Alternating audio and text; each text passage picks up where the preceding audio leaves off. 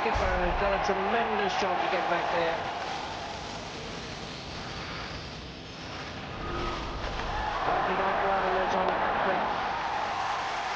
Ridiculous running with 2 goals to go.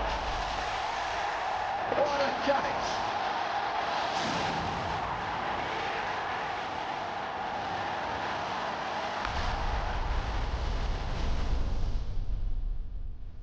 Hello and welcome along to an action-packed 2-game edition of the World Cup highlight show that takes in all the events today from Nagpur and Dhaka. Champions Australia start us off against New Zealand. Would Mitchell Johnson be able to get it right 2 games in a row?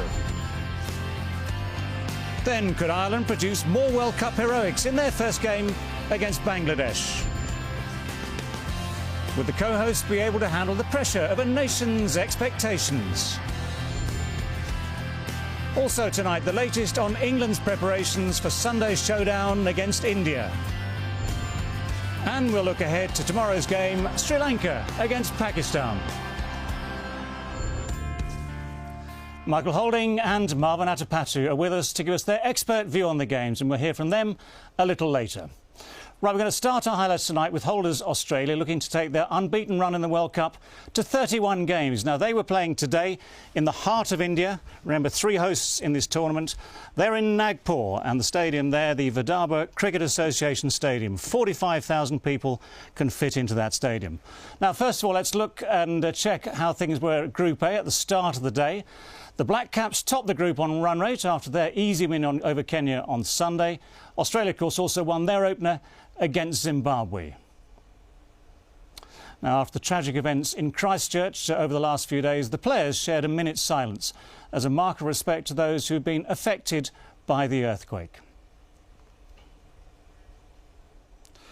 Now, Australia were unchanged, so still the pace threat of Lee, Tate and Johnson for New Zealand to deal with. One man who won't play any further part in the tournament, though, is Doug Bollinger, who's heading home because of an ankle injury. New Zealand made one change, with batsman Jamie Howe coming in for all-rounder Jacob Oram. After some overnight rain, Ricky Ponting won the toss and decided to bowl first.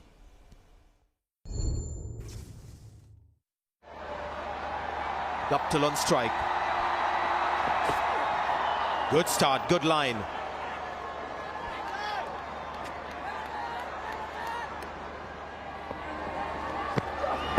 Oh, something that we'd like to see with Shaun Tate.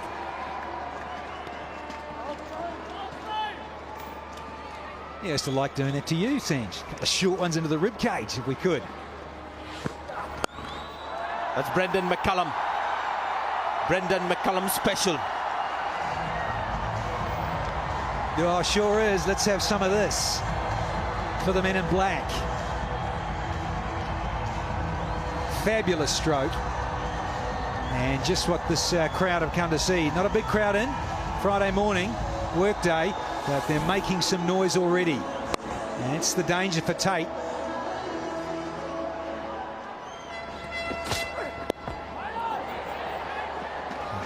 Good delivery, well played. Oh, and a couple of words of wisdom from Brett Lee for Guptill.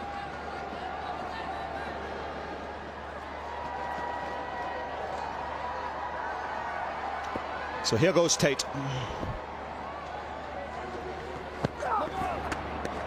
You see McCullum waiting for it. No ball signal.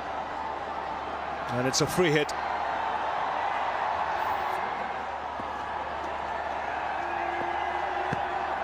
Short ball.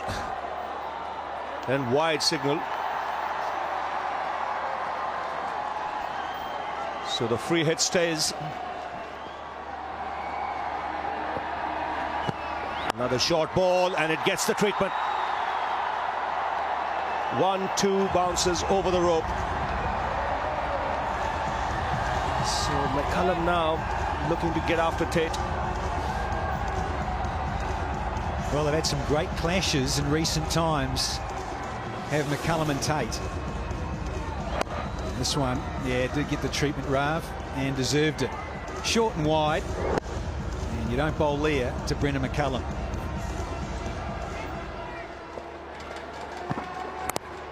Oh, lucky inside edge.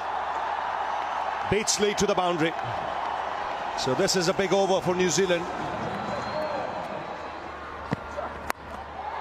That's in the air. Third man will take it straight down his throat. So Jason Fraser making no mistake, and McCullum will be disappointed. Well, they're just asking for the no ball, so he's been asked to wait there. Billy Doctorow going upstairs just to check if this was a no ball or not. That should be fine. He'll have to go here. And he is walking. So New Zealand have lost their first wicket. The dangerous McCullum departs, and New Zealand 20 for 1. Square and runs, and the last ball will ruin a maiden. It's gone for 4. It's 25 for 1. Well, he'll be really disappointed, Brett Lee. Just the one occasion he gave the width, and Ryder quick to pounce on it. That's a good shot. Met it on top of the bounce, met it early, got it away square and into the gap.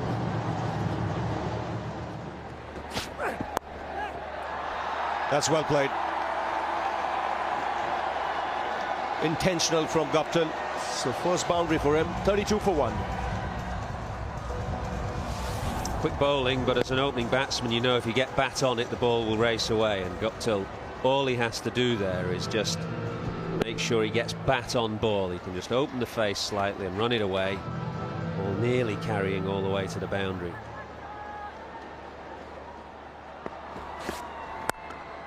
Lovely shot. Total control, good balance. And you can see when he plays shots like this, that's why he's rated as a real talent in New Zealand cricket. He is talented. He's been a bit wayward at times, but there's no doubting the talent there. 2 boundaries to him, both have come squarish on the offside. Australia will look to tighten up their line to him. That's played nicely through mid-wicket, and a boundary for Guptill. It was a bit of a gift, wasn't it? Hasn't had many juicy half volleys in his stay so far, but this was one from Shane Watson. It was a poor line, and it was a little bit floaty as well. Not much pace behind it. Help yourself. Oh, that's bowled straight through him. Little inside edge perhaps from Guptill, but Watson has picked up a wicket. Mentioned that a couple of balls have kept a little low, and Guptill is wandering off looking at the bottom of his bat. I think this might have just crept under his blade, and he got a little bit of the bottom edge on it. But I think he was also done for length. He was a little bit fuller than he thought, and he could have been forward, and he was caught just hanging on the crease. It does keep low, but there was a lack of footwork there. He could have been a bit more forward. The lesser pace of Watson compared to Tate and Lee and Johnson. But Guptill has been caught on the crease. He's gone for 10, and New Zealand are 40 for 2.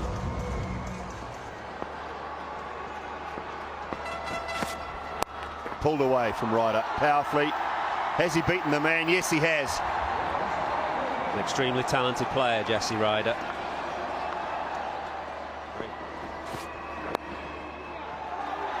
Has beaten fine leg up inside the circle. And it's a very, very fast outfield here, despite the overnight rain. We saw that on Tuesday night in the England-Netherlands game. Beat that infield, you'll get full value.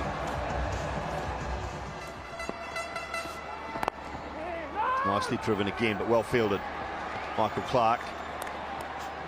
With terrific options for Australia in that point region.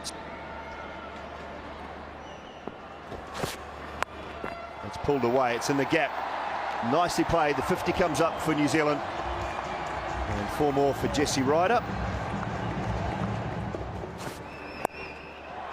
And again, and there's another one for you, Chappelli. Yep, no problem with the number of boundaries. That's been good for New Zealand. It's turned away. Taylor, I think it's off the glove. Should be off the mark with a boundary.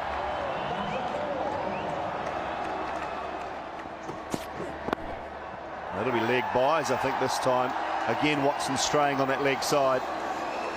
And 4 leg byes to finish off the over.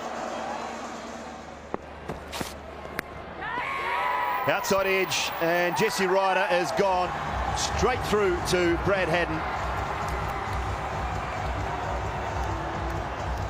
66 for 3.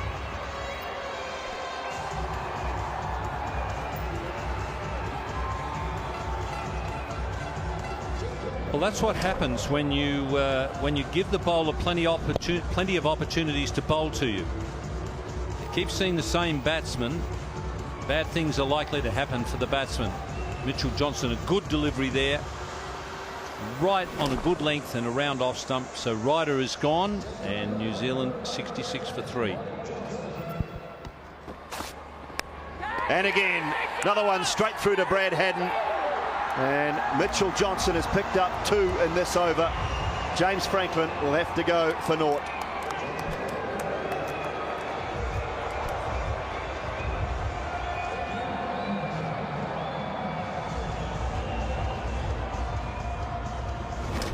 Mitchell Johnson getting it right in this over, more around off stump than at the pads for the left-handers.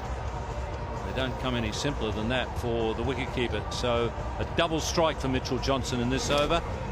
Maybe number 5 is a bit high for James Franklin. It's 66 for 4.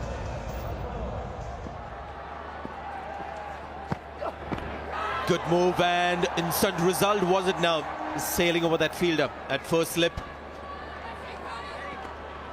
Difficult one for Dharmasena to judge. There was shoulder as well, maybe a bit of glove before the ball went on to hit the shoulder.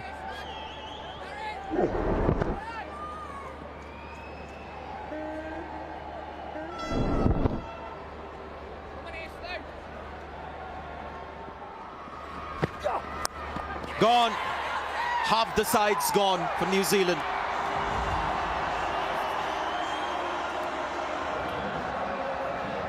What's happening out there? Well, Ponting really did want to ram home the advantage, and it's worked for him. Tate has got 2 wickets on wide-ish deliveries, and once again they're making the batsman wait just to check on the no ball. And there's 2, you've got to do 2 checks with Shaun Tate, because there's the front line, which is okay, but there's also the back line you've got to check with him, because he goes out very wide. That might be just okay.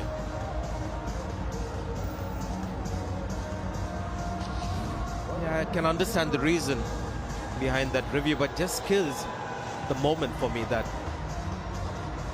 lost a wicket, Scott Styris starts walking back, suddenly he's asked to wait,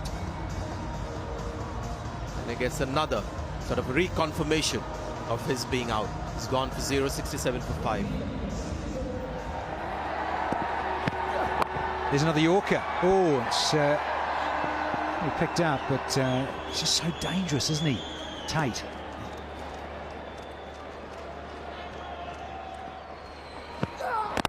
Gone. Just getting from bad to worse for New Zealand.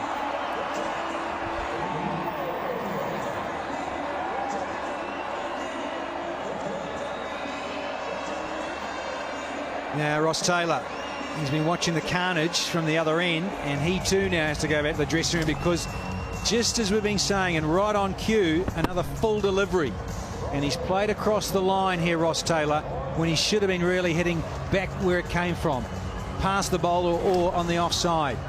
Taylor, the big gun, goes, and the Black Caps, they lose their 6th. He's gone for 7. It's now 73 for 6. This is on the onside, and White, oh, he makes a bit of a hash of it, and will get a couple.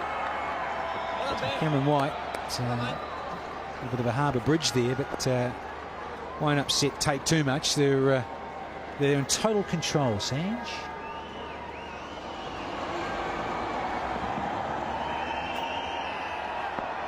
So New Zealand's first job will be to bat through another 10 overs without losing a wicket, and then take things from there. Oh, that's good work from Brett Lee. The batsman's made his ground, but he's a real athlete. And that's a full commitment. Have a look at this. He was off the blocks in a flash.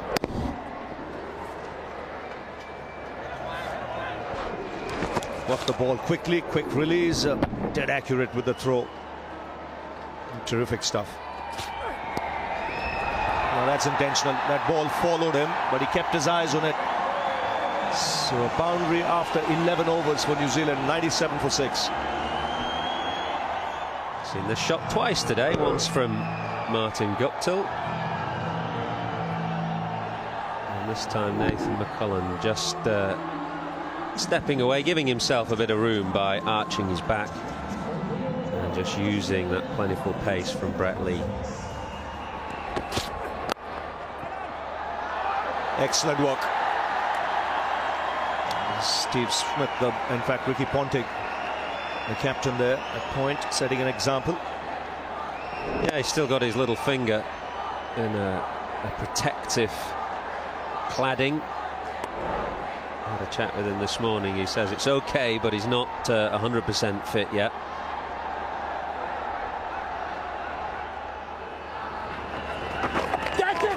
On the leg side, maybe a wide, and it'll probably run away for 4. It has. Confirmation. Well, that's close. That's straight, and yes, that is out. Will they appeal? I think they have to appeal. Jamie Howe has asked for a review of this decision, but first impressions, it looked out. It did. And you understand why Howe has to review this, given the situation New Zealand find themselves in at 121 for 6.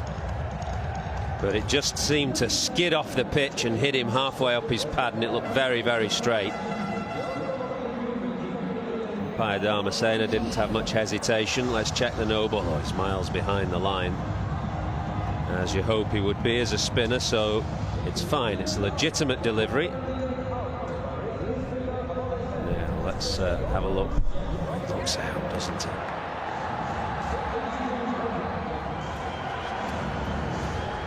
It's pitched in line, the impact is in line, and it would go on to hit near the top of middle stump. So a very, very straightforward decision, a good decision by umpire Dharmasena.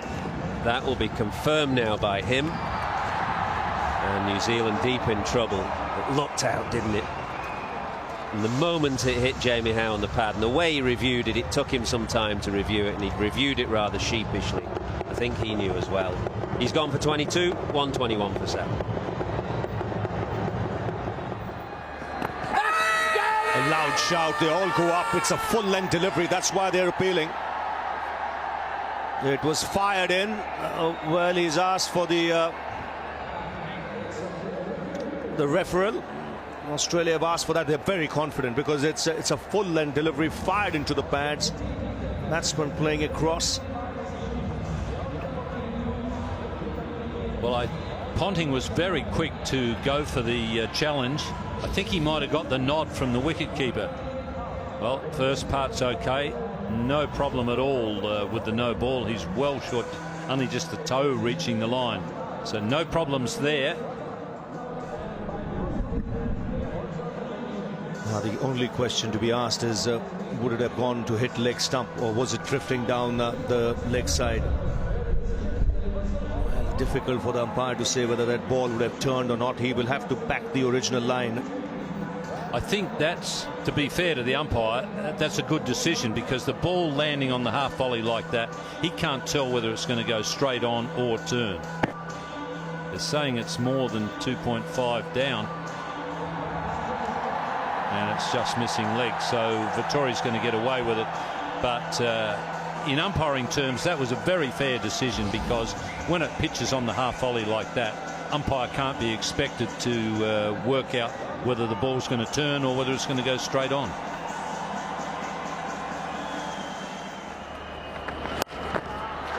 That's short and pulled away. Will get the boundary. Just dragging that one down, Treasure, and it gets the treatment. Well, that's generally the mistake that he makes, Jason Frazier. When he does err, it's usually on the short side. I think because he gets up so high and tries to really come over the top of the ball, every now and again he drags one down. Again, short delivery and no problems in putting it away.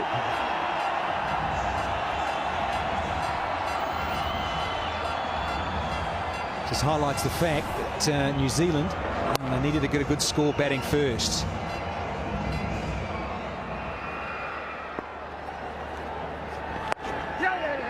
There's the 50. Little dab and good sensible batting. And his third 50 in 4 innings. He's worked so hard at this part of his game. Well done, Nathan McCullum.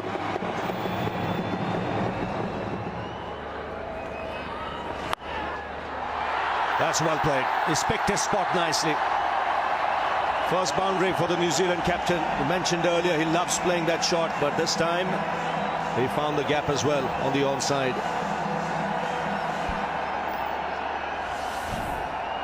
Seen this come out of a locker over the years from Dan the Man Vettori. And it's just that length, and he's got that extra reach, being 6'4".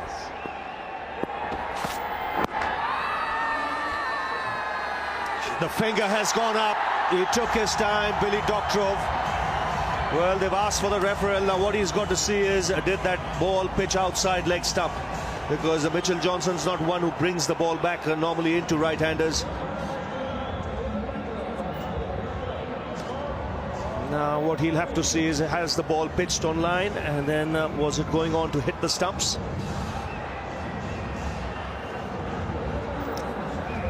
He'll have to first check the no ball. That seems okay.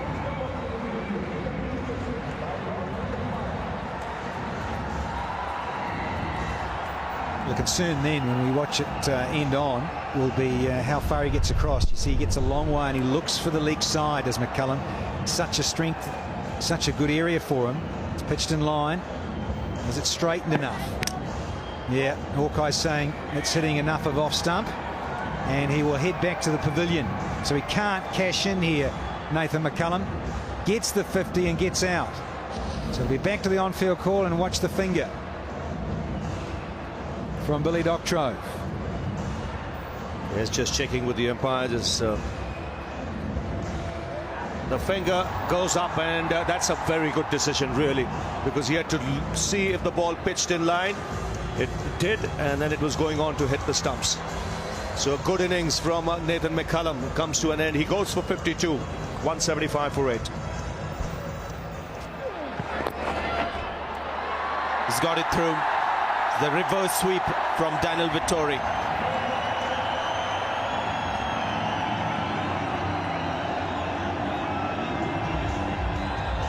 Well played, Daniel Vettori.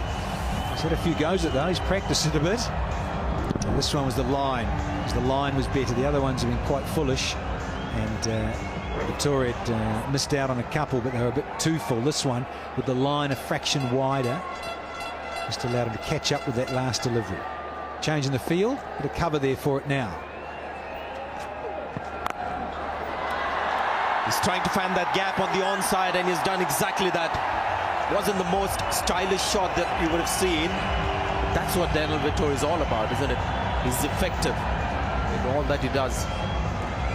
A unique style all of his own, Dan Vettori. But have to be said, this is a nice little freebie. Full toss, loses a little bit of composure, but gets the desired result.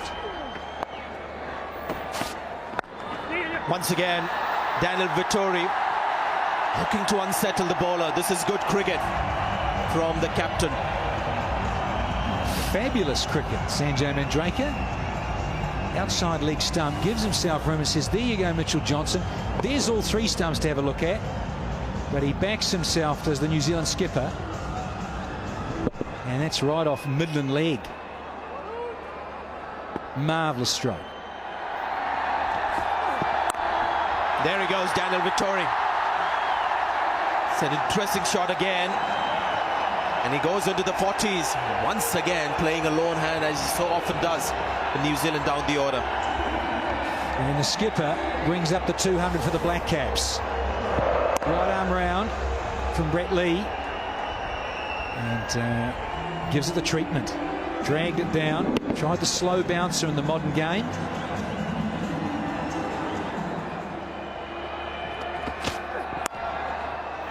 Well, he's got it through. Has he got the timing to take it all the way? Daniel Vettori wants to come back for the third. And he'll get that third quite comfortably. So this is a superb over so far for New Zealand. Last ball of the over. Daniel Vettori, I think, he's flicked it. Yeah, flick of the gloves. And Daniel Vettori has finally given out.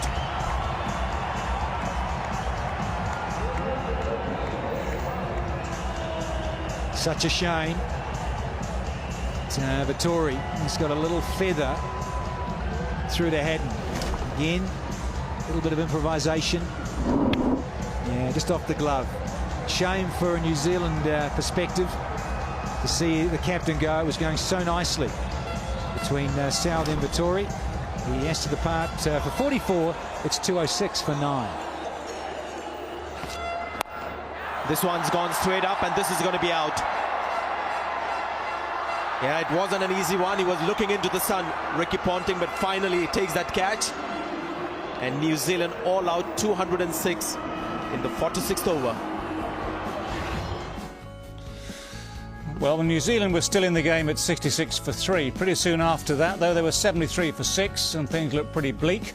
Then, of course, the recovery. Nathan McCullum, elder brother of Brendan, with top score for the day, 52 to him, a fine innings. Vettori, as he so often does, always part of a comeback, it seems, 44 for him. And they struggled their way to 206, couldn't use up the 50 overs, and no doubt felt they were way below par with only 206. For Australia, well, there's been so much chat about the pacemen, whether or not they do well in Indian conditions. So far, so good. And Lee, Tate and Johnson, well, Tate and Johnson showing the bulk of the wickets today. The spinner's not quite so effective, but the job basically done by that attack. And Australia, with 207 to chase, certainly fancying their chances. And that chase comes the other side of this break.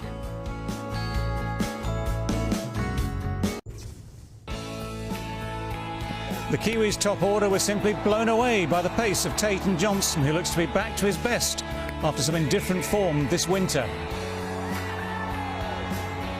Nathan McCullum and Vettori gave the Kiwis some respectability, but the world champions would have been very happy with their performance. At the interval, there was a touching moment from the two teams with a show of solidarity after the events in Christchurch earlier this week. So that meant the Aussies had to chase 207 runs to win and take their World Cup unbeaten run to 31 games. Here's how they got on.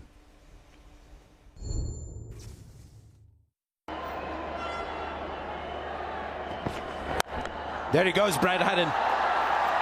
That's what he does. Looks to play through the covers, making room on the leg side. 1 over gone. It's 9 for no wicket.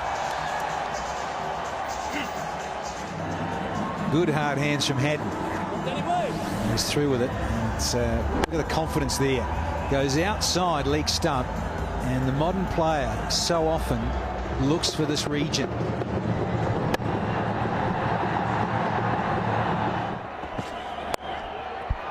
He was looking to heave that on the leg side, but he'll get a boundary here. Second boundary of the innings.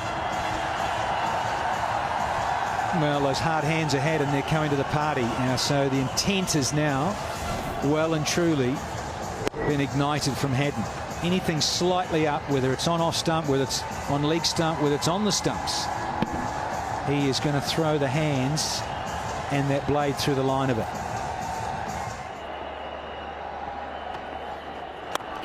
He's gone straight up, straight behind the bowler's arm. It's a good place to go. Brings up his third boundary. Once again, Haddin, and he makes it look so easy.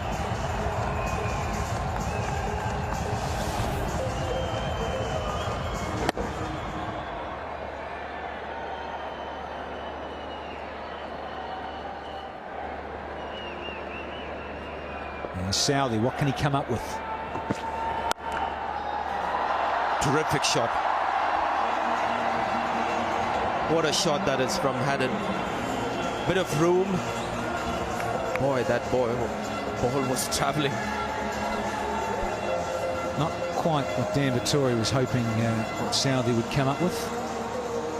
Just too short and too wide, and this is easy pickings. In fact, he was almost wanting to go outside leg again and give himself room, but he didn't have to on this occasion.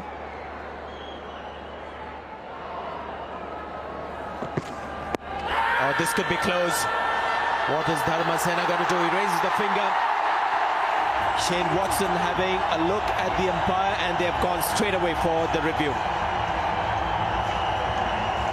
This is the time when they just look at the non-striker, and there's a sort of a questioning look in the eyes. Should I go for it? And Brad Haddon said yes. So Shane Watson is now dependent on the outcome of the DRS. The first thing obviously that we look at is whether it's a legal delivery, which it is. Then after that, it's all going to be technology. Looked very close indeed. Now this is not bad actually. This could be a case of the ball sliding down the leg side, but because this is where the umpire will get all the information that he wants, which is about middle. Putting on leg stump. Let's see what comes out of this. Pitching outside off, impact in line, wickets missing. So there's a green among the two reds. So this is going to be a successful review request. And there it is.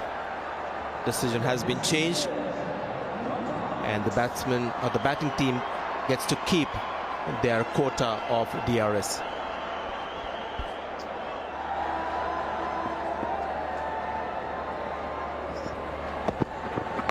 Slower ball clipped away. Williamson will be in action, will he? No. He can't get round to it. 4 more, and 4-2 Shane Watson. He brings up the 50 as well. And just tried that slow out of the back of the hand there, Bennett. Just got a little wrong. And there's that slower ball, and it's just a nice little juicy full toss. Knee height and on about leg stump. Oh, that's hit away over backward point. Couple of bounces and away to the boundary.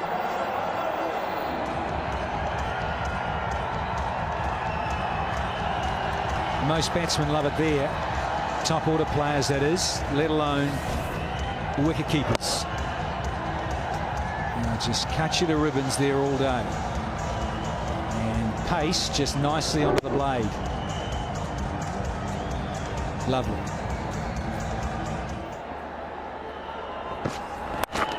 That's hit away over mid-wicket. That'll be 4 more. Southey goes full, and it's put away by Haddon. Typical Haddon too. So the bottom hand comes into play. And he just opens up the hip. It's nice and simple from him. And look at the bottom hand come right into play. Just drags it round, and wide open spaces through a wide long on, straightish mid-wicket region. No! It just gets picked off. That one again, 97 kilometres per hour, and that is 4 more for Brad Haddon. Oh, that's lovely. Beautiful piece of timing. Yeah, it's the problem from the angle round the wicket. See what McCullum is trying to do, but if he gets it just slightly wrong, the angle will take it wide of off stump and give Watson plenty of room to play the stroke. It's not that much turn off the surface.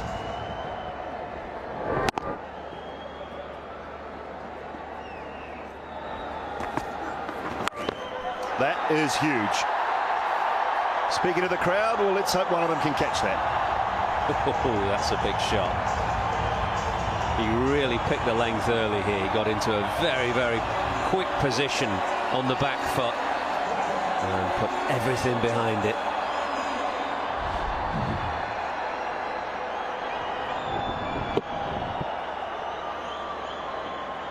was only ever looking to hit that for 6.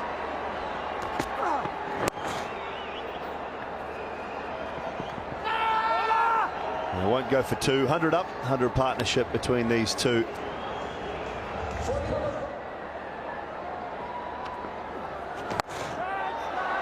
Pulled away, swept away in front of square and hard.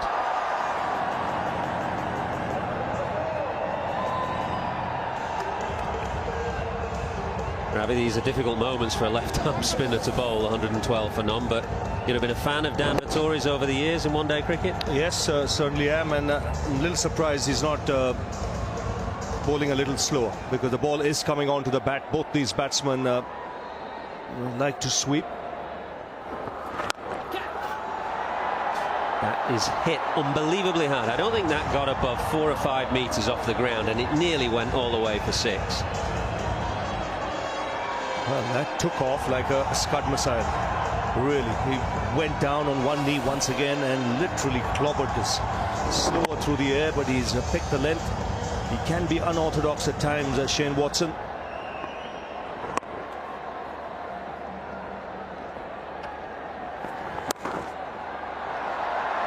Beautifully played. He sensed the slow delivery from Vettori, waited for it, clubbed it away through the offside. It's the 3rd boundary this over, and it's 50 for Shane Watson.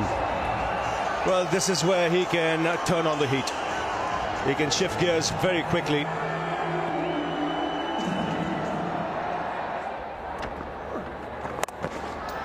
Shot, will it carry? Just got the feeling it must have fallen just in front of him. It was always going to be a difficult catch. Williamson was the man who had to dive forward. Never easy when you're in the outfield. And the ball coming out of the crowd.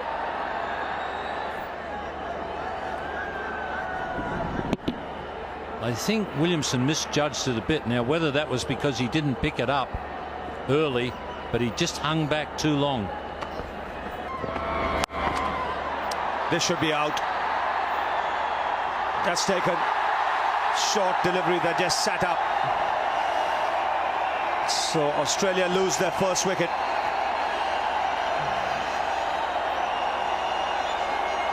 So Franklin making no mistake in the deep. And an excellent partnership being broken. A really slow high bouncer. He banged it in so short, hadn't got such a long look at it, he just couldn't restrain himself. Probably knew that it was a fraction too high, but he couldn't help himself. He saw the ball for so long and eventually holed out in the outfield. It's 133 for 1.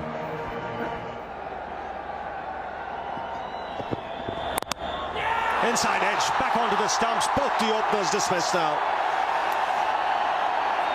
So Bennett getting his 2nd wicket of the over. First Haddon, now Watson.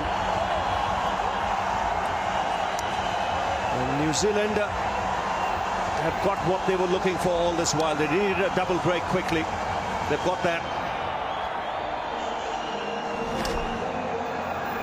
That was a pretty wild shot from Shane Watson. I think he'd been having so much success, he just got a little carried away. Such a good batsman, he really doesn't need to play wild shots like that. He's now heading back to the pavilion with 62 against his name. It's 136 for 2. Nice shot. Just over that fielder, a shot mid-wicket. Picks up a boundary. Michael Clark.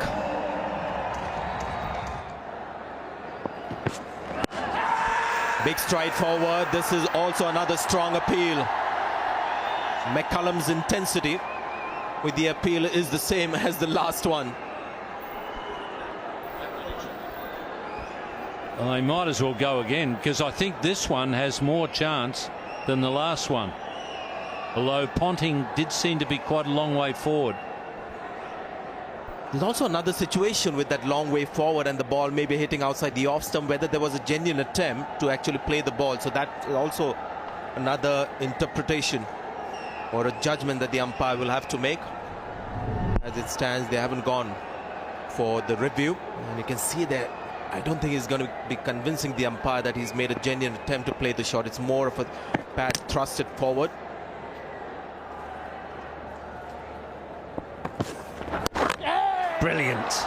Brilliant piece of work.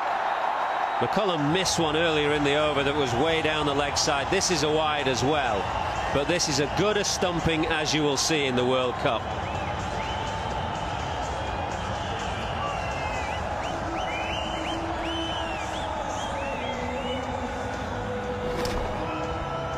Yeah, he had one before, but Shane Watson it was, I think, managed to keep his foot grounded. This time the batsman couldn't. Piece of brilliance from the wicket-keeper. Australia 167 for 3.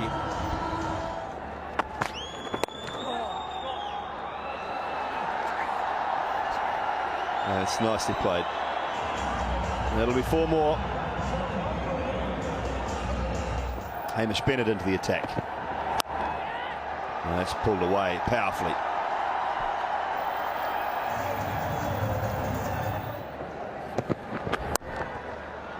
That's smashed away. Another boundary. Bennett does look to be struggling. That's through the gap as well. Southee a chase to his right this time. He cleans it up. But that is a comprehensive victory for Australia. This Trans-Tasman rivalry, and they have come out well and truly on top. They'll take the Chappell Hadley Trophy as well, and the points for a win at this World Cup. And they do it easily by 7 wickets. So it was Shane Watson and Brad Haddin's superb 133-run opening partnership that set the tone for the Aussie innings. By the time Bennett removed them in the same over, the game was pretty much gone. Ponting was brilliantly stumped by McCullum.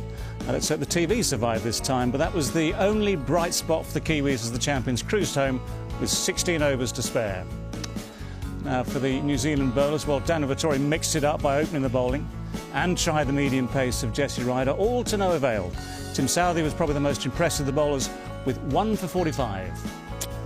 So all the Aussie quicks were impressive, and the trio of man of the match, Johnson, Tate and Lee, looks a very fine attack indeed at the moment. It all meant that Ricky Ponting was a very happy captain at the end. Things worked out well. You know, the fact that we got early wickets meant that I could keep attacking with the quick bowlers and not really have to resort back to Watson at any stage today. So, you know, Johnson was outstanding again. Tate come back really well after his first spell, and Brett Lee's bowled the way that he's bowled for the last 3 or 4 months for us. So things are going along nicely. I think we've still got a little bit of room for improvement. I'm sure that'll come as the tournament goes on. You can dig as deep as you want, but in the end, it's the result that's the outcome that's going to affect us. And being bowled out for 200 is not enough to win international games cricket, particularly against a team like Australia.